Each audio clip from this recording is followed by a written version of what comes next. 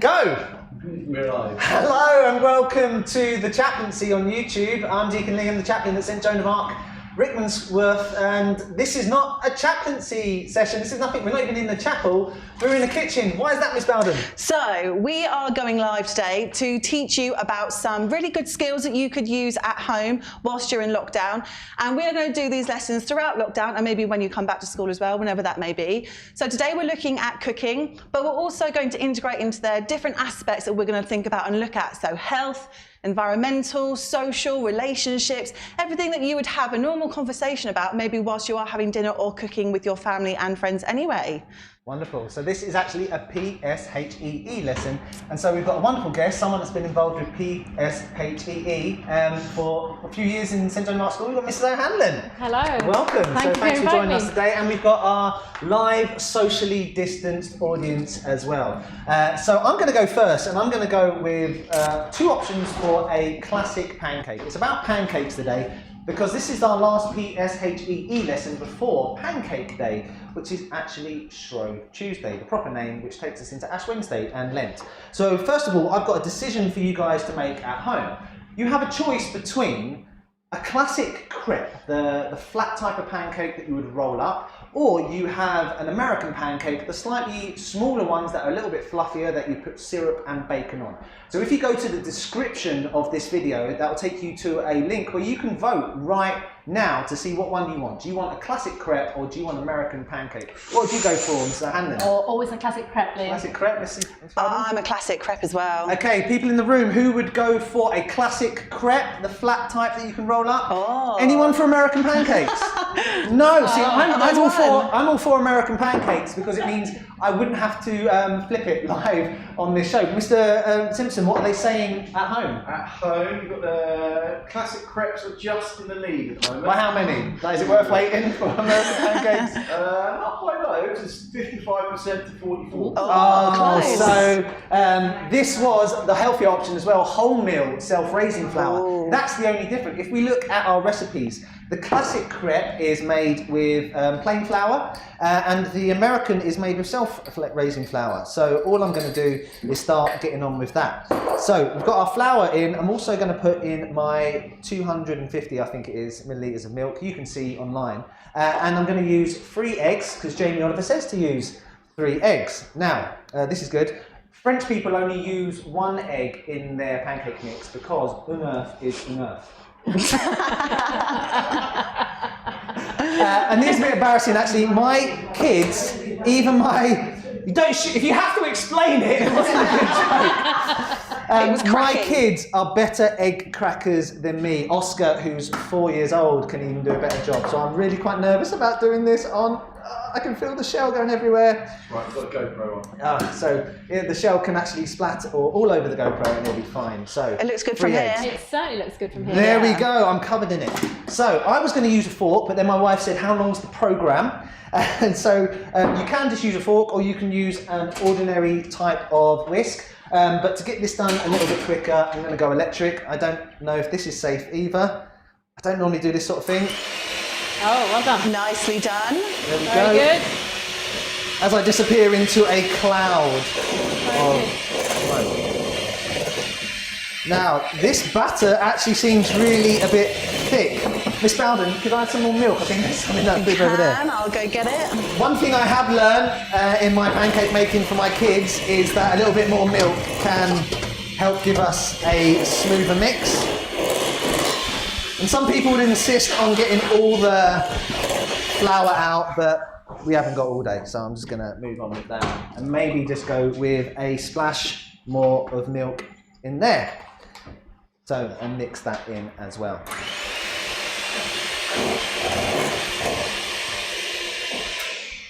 We'll see how that goes for the first one. Now, you can use any type of oil, I'm told, for a pancake, but olive oil and butter as well tend to flavour the pancake. So we use rapeseed oil in our house because it has less flour and is less flavour and less likely to burn. Interesting fact. Yes. Again, stuff I didn't work out myself, but I've been told in advance from my panel of experts.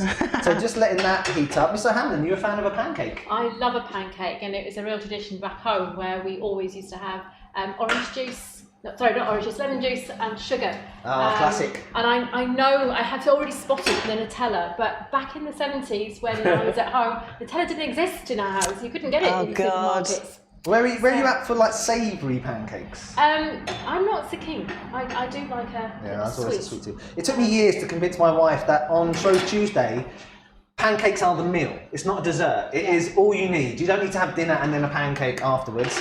And then discovering that pancake was a breakfast as well. It really is quite versatile. And so, let's see how this goes then. In with our first bit of mix. It still feels really thick, but we'll see how it goes. Oh, probably not quite hot enough, but at least I'll be able to move it around a bit. Wouldn't be, if it wasn't a disaster.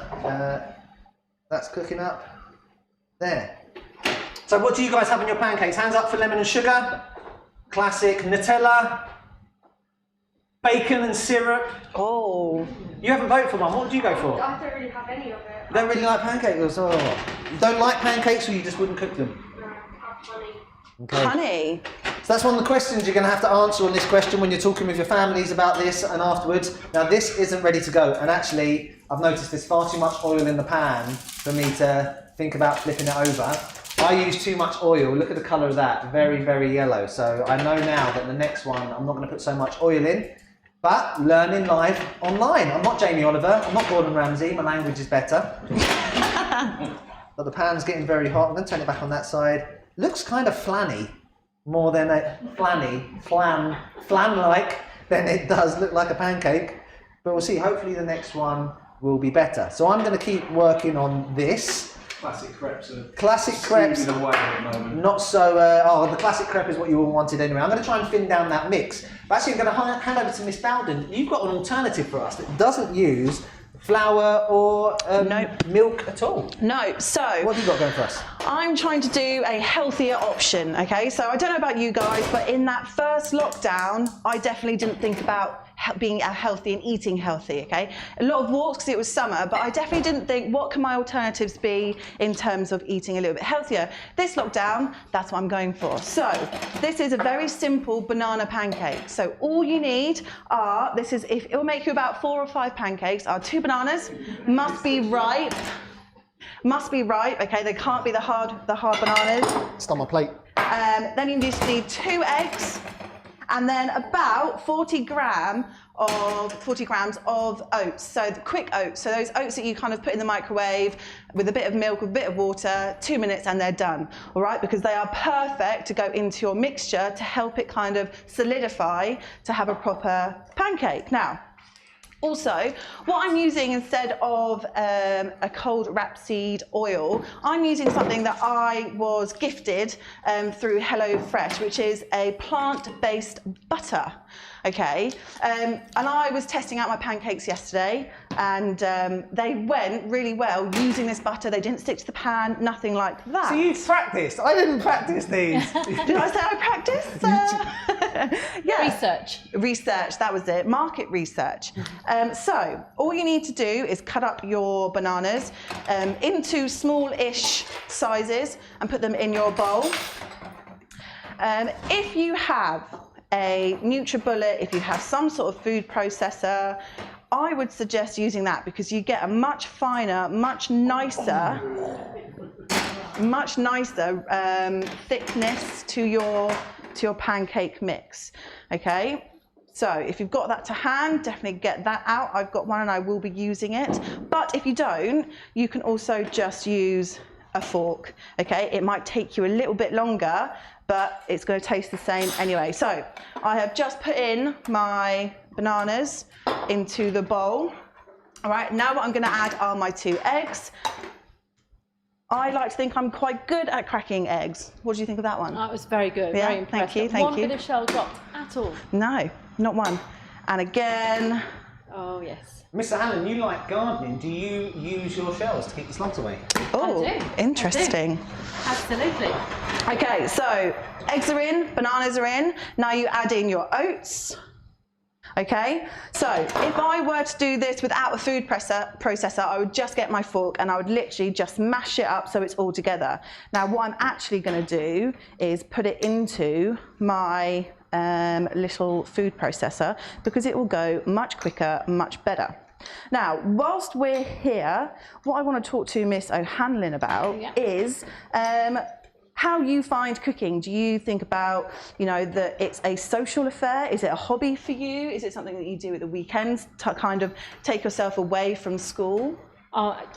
Family weekends are just the best. Yeah. And I think when I look back to all my memories, they're all around family gatherings with food involved. Yeah. And one of the difficulties has been this last year without lockdown, it's not been able to get family together. So one of the first things we're going to be doing when lockdown is over and we're allowed to visit each other's houses is we'll be gathering together, sharing experiences, talking about what we're going to do in the future. And all of that really comes from when I was a child. My mum and dad insisted that we always sat at the table and ate. And we still do that to this day. It's a good habit to have, I think. It really is, because you can talk about how the day's gone, you can talk about the problems you've had during the day, sometimes resolve arguments that have taken place around the table. So I'm so looking forward to having extended family back in the house. Yeah, it will be a nice day when we can have everyone together. Yeah, absolutely. And I also think it's really important that everybody in the family has a chance to have a signature dish. Yeah. And everybody makes a meal for everybody else, because there's nothing nicer than producing a meal and everybody's comes around the table to share that meal with you. Yeah. And are grateful for the effort that you've put in producing what you've made, even Definitely. if it goes a little bit wrong with too much oil or whatever, Liam. That's doing all right. It's pretty hot at the moment. It's the effort that goes in. I think that's just as important as what you actually eat at the end of it. No, definitely. And I'm really quite excited about what I'm going to be getting to taste. Well, hopefully it ends out well. So, I'm really lucky at the moment. My daughter's in year on. 8, and 2 weeks ago, as part of food technology in her school, we got a lovely curry cooked from fresh. Oh, nice. My wife ensured that she sort of tripled the recipe so it fed all 6 of us in our house. And then last night was an amazing bolognese from scratch as well. Or pasta al ragu to be precise. So I think it was really nice for her to contribute to the family, but also it was wonderful for my wife, who does the majority of the cooking, because she's clearly better than I am. So that's why she does it, and it's just a rest for her, something that Pippa enjoyed doing. So that's something we can all take up when we have the time, help out those people that normally cook in our house. Definitely. Now, so I have put my mix in. It seems to be bubbling away nicely. And I am going to, no, I'm not yet. I'm not going to attempt to turn that because it looks like it might not be quite ready. Can I see what it looks like? So it spits like the American style, but without the it's a little self-raising bit flour. fluffier. Okay. Yeah. But it tastes Is it good. flippable? Oh God. That could be a disaster. If I you're mean, making if the banana pancakes, probably best not to destroy your kitchen. Yeah, like explode probably on not. impact. Let me see. Flip. That was half a flip, I was half a think. flip. That wasn't so bad. If it was a PE trampolining lesson, what would you score that at? Oh, that would probably be. She didn't get much airtime, so probably a 2 out of 10. Okay. Yeah. Maybe on my next one, I'll try and flip it a little bit more. These days, though, anyway. Yes. So what I have just noticed, if I've missed out, cinnamon. Okay, now that is not something that is a vital part, okay, but if it is something that you enjoy, a bit of cinnamon, it does add a little bit of sweetness to the pancake, all right? So if you can see that there on that little shot, that shows you that it looks pretty much like a normal pancake, maybe a little bit browner, okay, but it tastes just as good, I do promise. Obviously, it's got that banana taste to it, but it's one that you can really enjoy with some fruit, with some blueberries, strawberries, banana. You can add Nutella to it. It's like having a banana and Nutella dip. So add what you think would be nice to your banana pancake. Right. Wonderful. We're going to try a choreographed slip around the table here then. Yes, I will go around. Let me bring these back over here with my classic pancakes. I'll take this. So there's been a lot of research done recently about the impact the food that you eat actually has on your mood as well. Yes, so it's not Yes. just actually the ingredients that make it healthier, but actually food itself has health benefits. Yeah. So what did you find out in your reading of that research? Well, things like salmon and tuna, so things that have got omega-3 in them are really good for our feeling good. You know, it has an impact on the serotonin in our brain. And things like fruit and vegetables obviously also give us a good sense of feeling well. But also it's what happens in your stomach, your gut. So the food that you eat feeds the gut, and there's research being done now that if you've got a healthy gut, you also have a healthy brain as well. Yeah. So there's a link between the two. There's a lot more research being done, but everything that you'd expect, so your fruit, your veg, your beans, live yogurt, are all really good. So sometimes with people feeling really low and depressed, it may be because they're actually eating a lot of starch There's a way of eating and yourself. processed food rather than healthy food. Yeah. I definitely realised that all area of my life seems to be connected, and when I'm not eating right, I don't think right, I'm not at my best, and my spiritual life, it's like prayer and exercise and eating right and just being a better person, a better dad, it's all connected. And things like the cinnamon, it's one of those flavourings, those foods that actually has a ton of really healthy benefits as well, like turmeric in curry. So actually, I grew up on a lot simpler food than I eat now. My wife's Mediterranean, and I've got an English-Irish background. That when I go to India for Udayan, the flavours in their food isn't just because it's cultural, but it keeps them well and it keeps them healthy without such access to, like, we're always taking vitamin supplements here and that sort of stuff, but actually so much of that stuff is available in a varied and balanced international diet. There was a guy that was the last director of Udayan, and he was diabetic, but actually there was this leaf that grew on the grounds that he would eat to help with insulin levels. So he didn't need insulin injections. He knew how to manage it with this herb that we could all grow in this climate indoors and get off drugs and actually eat ourselves into a better, healthier way of life. So, I think this one's stuck now. Whether to know how much more oil to put in or whether to go, I think I've actually gone with 2 drier pans. I'm not going to force you to eat that one. You could try out my vegan butter. Right, so there we have. Wow. You can prep yourself a Lovely, pancake. thank you very much. Unfortunately, in the current circumstances, we can't feed you all. It's not allowed. I'm going to try and salvage this off the pan. So what are you going to go for this afternoon? My favourite combo of fruit is actually blueberries and banana with a bit of yogurt. Nice. That's what I'm having right now. So I think, are you a little bit envious? I'm not envious. I'm sorry. I've been waiting for this all morning. Have the oil, please. Yeah. But guys, now that you know what goes into a normal classic pancake mix, and now that you know what goes into a banana pancake mix, what we'd really love to see you do is have a go at them yourself. Okay? So you might even have them in your cupboards already and in your fridge. So go have a look, ask permission first. Okay? And see whether you can cook up a storm like we are in here. So give it a go. And Mr. Hannon, you were an RE teacher as well initially, so this idea of pancakes being somehow loosely connected with our Catholic faith, why pancakes? Do you have any idea?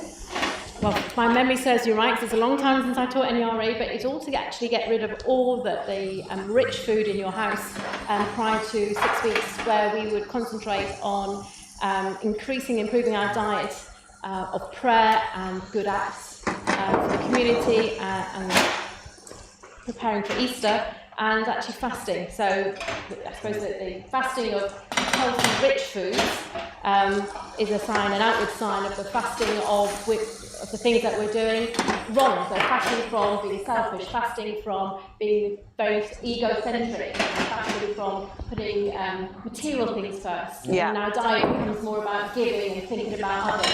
And so the fasting of food is that outward sign of an inward attitude that we have adopted. And I've learned really, because hearing it in the RE classrooms, they're doing a lot more learning about the Jewish faith, and it's one of those things that we pick up from them as well. Before Passover, there's the clearing out of all the flour, and so it seems like the natural thing. You're using up your eggs, you're using up your flour, you get to smother it in all your naughty treats and Nutella and that sort of stuff. As one last binge. It's a very Catholic thing to do, actually. I think the Jewish faith, they just clear it out. They're like, we binge on it. We're not going to throw it away. No. I've just heard on the news this morning about how many litres of beer is going to be thrown away because the pubs haven't been able to order. Something like £300 million worth of alcohol going down the drain. Normally my attitude when they're throwing stuff away is that we give it to homeless people, but I'm not sure that helps with a social issue there either. So perhaps now we could be thinking about what do we use in our pancakes, why they fit socially into this idea. So we're trying to cover the PSHEE, our personal health, our actual health education, different types of ingredients. We've got something here that's great if you need to be wheat-free, if you need to be dairy-free. There's no milk or no eggs there's no milk and there's no flour in this thousand recipe. Where it fits socially, H, health, social, and also economic as well. This isn't a very expensive thing to cook at all, like pennies, I think, per pancake. And actually, you might have noticed, I haven't even got real Nutella, but most supermarkets now have absolutely nailed the Nutella taste in one that costs a tenth of the price. My mother-in-law loves the brand, and you can save a ton of money. And this applies to everything, like fashion as well as food. If we weren't so committed to caring what other people think and the label, we'd save ourselves money and have just as good a product, probably made in better circumstances as well. Miss Bowden, have you got anything to bring over? I do. And have a little look here. Let's get that off. We can look at the difference between them now. So how many have you got there? I think there's 4. I've done about 1, 2, 3, 4, 5, I've got another one 6. cooking. That caramelisation on those. That's exactly what that is, yeah. Thank you, Mr. Simpson. If you need a hob, come over here, Miss Bowden. You finish up over here. So what's going to happen now for the... Well, I guess for the kids that are in school, but also those who are at home. What's the learning task? The learning task, which all of you are very excited for, there should have been a form that was sent to you by your form tutors. It is basically a couple of questions that are involving what we've done in this lesson, and also looking at different aspects of PSHE, which we've also discussed in this lesson as well. So all you need to do is get onto that form. You need to just either type in your answers or click on the answer that you like and then just send it in, and that is your work done. All right, because we wanted today to be about you listening, you learning a number of different things about PSHE. So we've looked at environmental, we've looked at relationships, we've looked at social, economic. We've looked at many different aspects that PSHE covers. And this is what these lessons are all going to be about. And we hope that for our first one, you have really enjoyed it. I don't know about you, but I have. I have. It's a bit different. Has this been better than sitting in the computer room doing your work or in your offices? Thank you so much for joining us. So we're going to have a range of lessons coming up. Some of them will be live where we can, that are going to revolve around an ordinary activity that we can do, like cooking, like mending our clothes, like contributing to the economics of the household, doing our part so it doesn't fall in these times on the burden of people at home. And this is particularly, in most houses it still tends to be a mother who is trying to homeschool the kids, do her own work, keep the house tidy and this sort of stuff. And we've got to change things, so hopefully this is going to skid us all. Maybe it's pancakes for lunch today or dinner tonight. You can get yourself, chances are you've got some flour, you've got some eggs, you've got some bananas, you can make it work, and it could be a real treat for the person that this burden usually falls on. So in a couple of weeks after half term, we've got our next lesson. It's going to work in a similar way. It's not going to be delivered by your tutors, it's going to be through your tutors, but there's going to be a team of people. If you'd like to let us know what you'd like to learn how to do, we can work that into the curriculum, because we're going to use whatever activity it is to talk about the important issues that surround it as well. But to do with this one, we'd love to see you cooking your pancakes and flipping your pancakes as well. So if you've got a social media account, please tag either PE or Dcn Liam or Year 7 or whatever your year group is, so that we can see videos of you doing that, or email them to us. We'd like to see how you've engaged with this, how you've treated your family by cooking them something. So that's all from us now today. Go and make some pancakes. It's been great. Thank you, Miss Bowden. No, you're welcome. Thank you, everyone. Thank you very much, guys. Bye. See you later.